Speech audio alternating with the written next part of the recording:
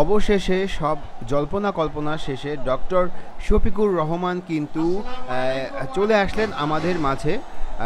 তিনি হচ্ছে প্রধান অতিথি, মানে জামাতের সম্রাট বলা চলে। তিনি সবাইকে আমন্ত্রণ, সবাই তাকে আমন্ত্রণ জানাচ্ছে। তিনি হাত উঁচু করে সাধুবাদ জানাচ্ছেন সবাইকে। তিনি এটা বুঝাচ্ছেন তিনি আছেন, তিনি থাকবেন। দেখছেন জামাত ইসলামের প্রোগ্রাম, জনসভা। দর্শক, যেমনটা বলছি, সবারই কিন্তু অনেকটাই ক্ষোভ ছিল ফ্যাসিস্ট সরকার হাসিনার ওপর।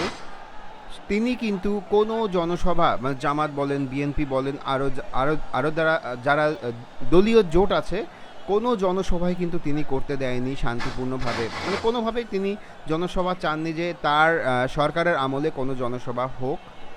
কিন্তু জামাত ইসলাম এইবার দেখিয়ে দিল যে তারাও বাংলাদেশে অনেক শক্ত একটা ভূমিকা নিয়ে দাঁড়িয়ে আছে। এই মানুষগুলো, এই সোহরাওয়ার্দী উদ্যানে প্রায় 10 লাখ মানুষের সমাগম হয়েছে আজ। তো এই মানুষগুলো কিন্তু জানিয়ে দিচ্ছে যে জামাত ইসলামের খুঁটি কিন্তু অনেক শক্ত, অনেক মজবুত। তাই যে কোনো সময় বা যে কোনো কারণে ভেঙে পড়ার কোনো সম্ভাবনাই নেই। সো দেখছেন জামাত ইসলামের জনসভা। সো দেখতেই থাকুন।